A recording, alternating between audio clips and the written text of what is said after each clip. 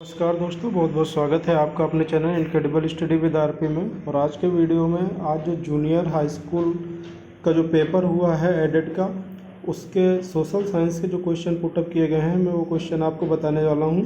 तो चलिए question start करते हैं वन बाय वन करके। और इसमें जितने भी क्वेश्चन मैं आपको बताऊँगा पूरी तरह से एक्यूरेसी के साथ बताऊँगा। तो चलिए स्टार्ट करते हैं।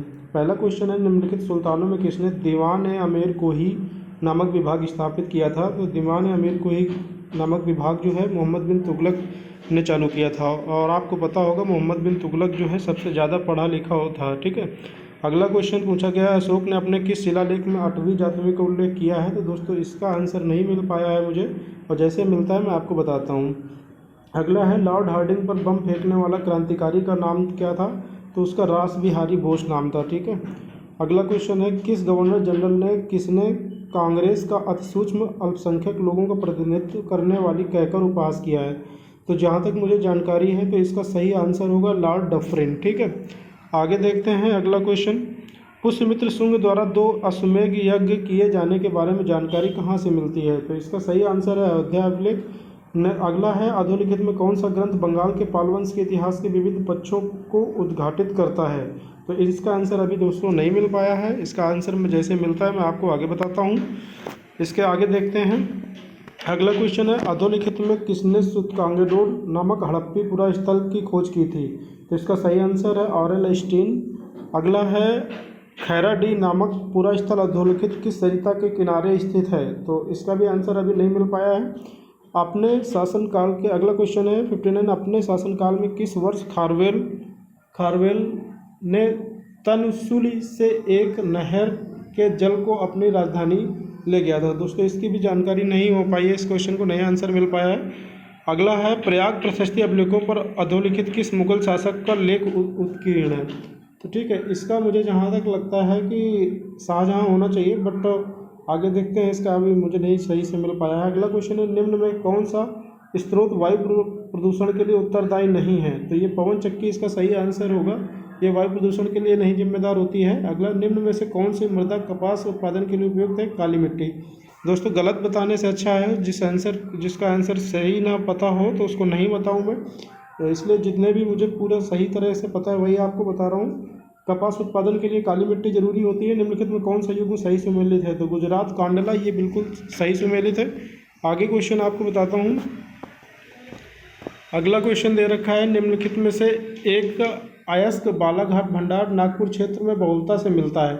इसका संभावित आंसर लौ अयस्क होना चाहिए, बाकी देखिए आयोग क्या डिसाइड करता है। निम्नलिखित अयस्क व्यवसायों में से कौन से अर्थव्यवस्था के प्राथमिक सेक्टर से संबंधित नहीं है? तो इसका परिवहन संबंधित नहीं होगा। अगला है, पश्चिम बंगाल में मानसून प्रस्फोट को कहा जाता है? तो इसका आंसर अभी नहीं मिला है मुझे। अगला है, किस राज्य में वृहद पैमाने पर मैंग्रोव वन पाए जाते हैं? तो मैंग्रोव में नंबर 1 पे गुजरात है दोस्तों। अगला है, किस राज्य में बिहू नृत्य लोकप्रिय है? तो बिहू असम का लोक नृत्य है। निम्नलिखित में कौन अटलांटिक महासागर का सीमांत सागर नहीं है? तो इसका आंसर नहीं मिला है मुझे। निम्नलिखित में कौन ग्रही पवन है? तो जहाँ तक इसका संभावित आंसर होगा विषुवती पछुआ पवन या इक्वेटोरियल वेस्टर्लीज, ठीक है। अगला क्वेश्चन है, भारत के किस राज्य सरकार ने सर्वप्रथम निपा वायरस के कारण राज्य में हाई अलर्ट जारी किया था? तो इसका जहाँ तक संभावित आंसर होगा आंध्र प्रदेश होगा दोस्तों, ठीक है। अगला बताता हूँ। इसके बाद अगला क्वेश्चन है 82 में देखते हैं, भारतीय संविधान के निम्नलिखित अनुच्छेदों में से किस एक के अंतर्गत राज्य में विधान परिषद? तो ये आंसर हो जाएगा अनुच्छेद 169। 1/3/2021 तक संयुक्त राष्ट्र में सदस्यों की संख्या 193। भारत ने पहला परमाणु परीक्षण 1974 में किया था। 17वीं लोकसभा के अध्यक्ष हैं, पूछा गया है तो ओम बिरला हैं 17वीं लोकसभा के अध्यक्ष, ठीक है। नेक्स्ट है, विस्तृत ब्रॉड मनी क्या होती है? तो इसका दोस्तों मुझे सही आंसर नहीं पता है। जनसंख्या विस्फोट किस कारण होता है? तो जन्म दर में वृद्धि और मृत्यु दर में कमी, इसकी वजह से जनसंख्या विस्फोट होता है। अगला क्वेश्चन, निम्नलिखित में कौन सा मानव विकास सूचकांक SDI संबंधित नहीं है? तो इसका सही आंसर हो जाएगा शिक्षा संबंधित नहीं है। जन्म दर, प्रति व्यक्ति आय, जीवन प्रत्याशा, ये सारी चीज़ें एसोसिएटेड होती हैं, ठीक है। इसके आगे देखते हैं। अगला क्वेश्चन है, मानव विकास सूचकांक 2019 में भारत का कौन सा रैंक है?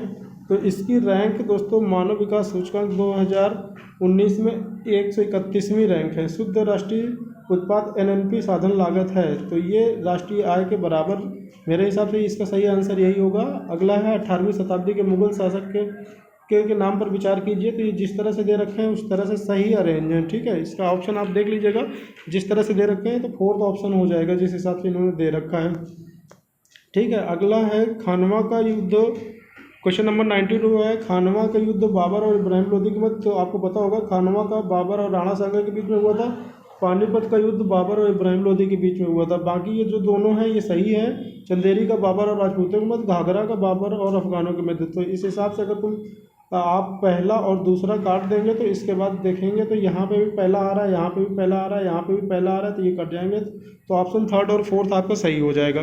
किस सभा ने हर्ष ने अपना सारा सामान दे दिया था? तो इसका एग्जैक्ट आंसर नहीं पता, बट मेरे हिसाब से जहाँ तक होना चाहिए वो कन्नौज होना चाहिए, ठीक है। इसके बाद देखते हैं अगला क्वेश्चन, गुर्जर प्रतिहार का संस्थापक कौन था? तो गुर्जर प्रतिहार का दोस्तों संस्थापक था नागभट्ट प्रथम। अगला है प्रबंध कोश किसने लिखा? तो प्रबंध कोश दोस्तों राजशेखर ने लिखा हुआ है। प्रबंध कोश के रचयिता कौन है? तो ये राजशेखर इसका सही आंसर हो जाएगा। ठुमरी गायिका गिरिजा देवी के संबंध बनारस घराने से है। किस वेद में सभा और समिति को प्रजापति की दो पुत्रियां कहा गया है? तो ये अथर्ववेद इसका सही आंसर है। अगला देखते हैं, नवपाषाण काल के किस पुरास्थल से पशुबाड़ा का साक्ष्य मिला हुआ है? तो ये आपका कोल्डी हवा इसका सही आंसर होगा। सर्कुलर ए आज़ादी नामक परिपथ से संबंधित है, तो ये रामनाथपुरी इसका सही आंसर होगा। द्वितीय बौद्ध संगीत किस राजा के शासनकाल में हुई थी? तो ये कनिष्क के समय में हुई थी। इल्बर्ट बिल विवाद किसके शासनकाल में हुआ था? तो लॉर्ड रिपन के शासनकाल में हुआ था। अगला है, अधोलिखित किस शासक सातवाहन नरेश को नासिक प्रशस्ति में एक बहमन कहा गया है? तो सबसे प्रतापी शासक आपका सबसे ज़्यादा प्रतापी शासक गौतमीपुत्र सातकर्णी था, तो इसी ने ये उपाधि धारण की थी। इसके आगे अगला क्वेश्चन दे रखा है, अधोलिखित किस अभिलेख में स्कंदगुप्त की हूण विजय का उल्लेख मिलता है?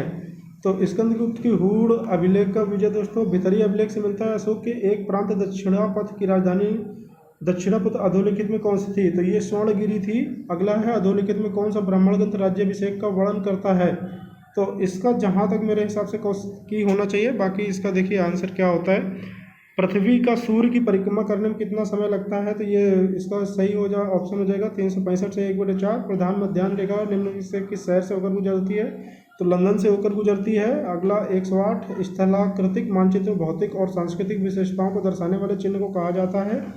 तो इसका जहाँ तक का ऑप्शन मेरे हिसाब से भौतिक चिन्ह होना चाहिए, बाकी आप चेक कर लीजिएगा जो भी सही आए, नहीं तो मैं बता दूंगा अगर मुझे जानकारी होती है। अगला है, भारत में उत्तर पश्चिम भाग में शीत ऋतु में वर्षा का प्रमुख कारण होता है? तो ये रिट्रीटिंग मानसून होता है दोस्तों, ठीक है, मानसून का निवर्तन होता है, ठीक है।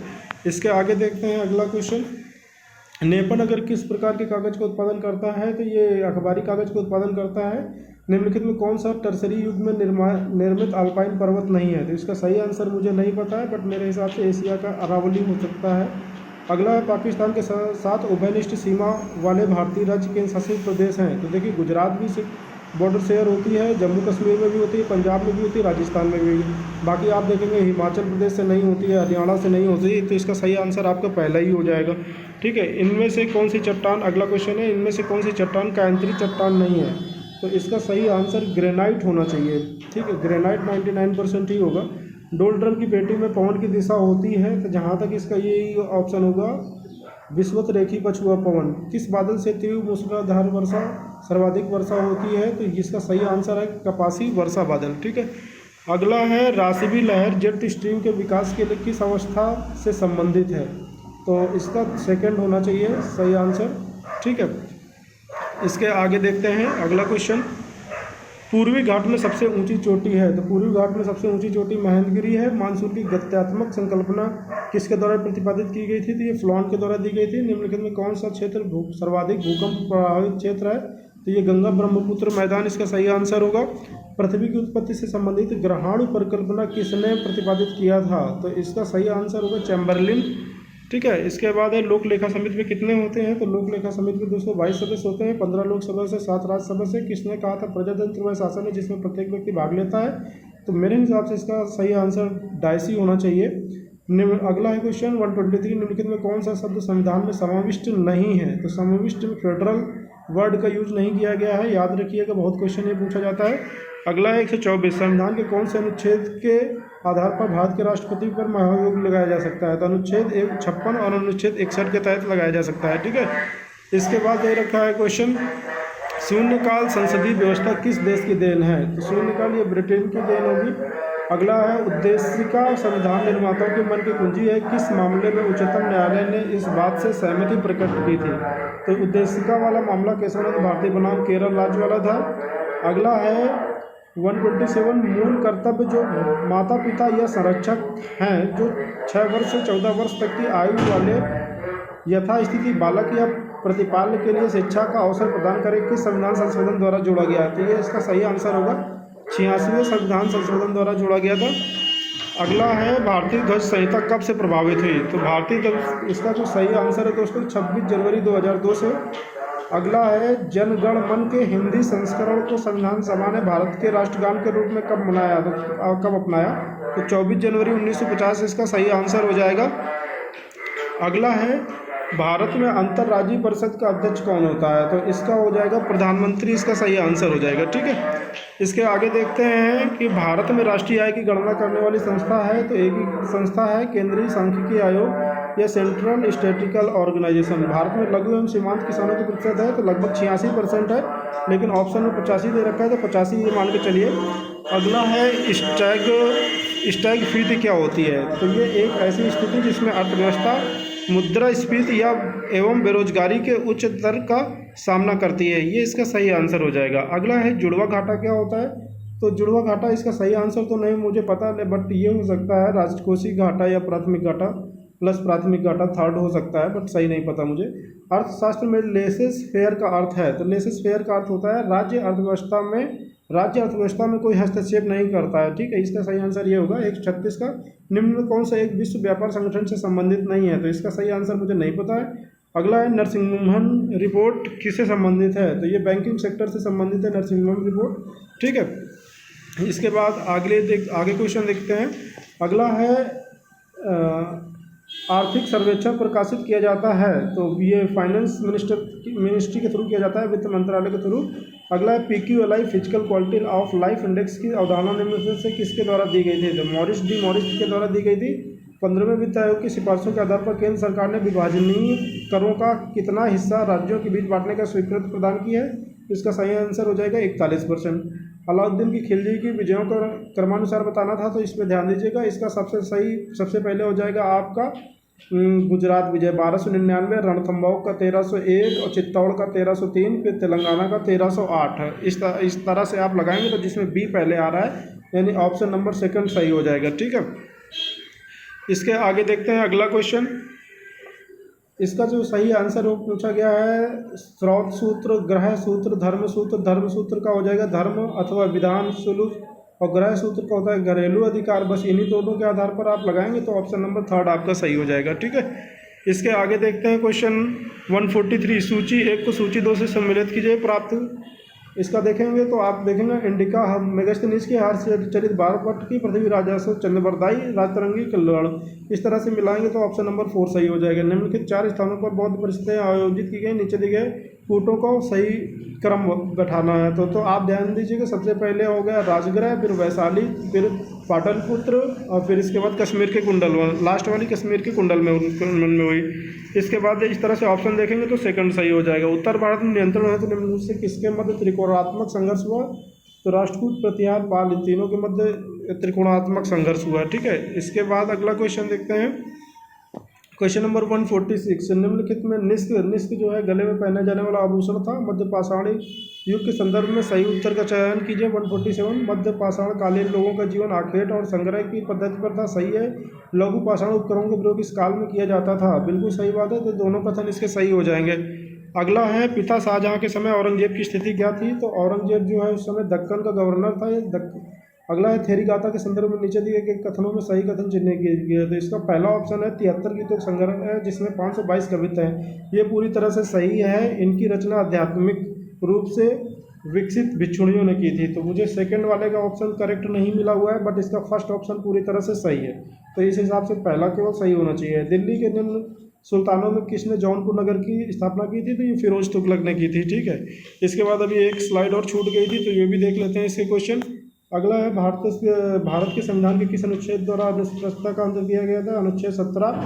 निम्नलिखित में किस अनुच्छेद 19(2) के तहत वाक स्वातंत्र पर प्रतिबंध लगाने हेतु वैध अधिकार नहीं है? तो जहाँ तक मेरे हिसाब से विदेशों के साथ मैत्रीपूर्ण संबंध पर यही ऑप्शन सही होगा। ठीक है।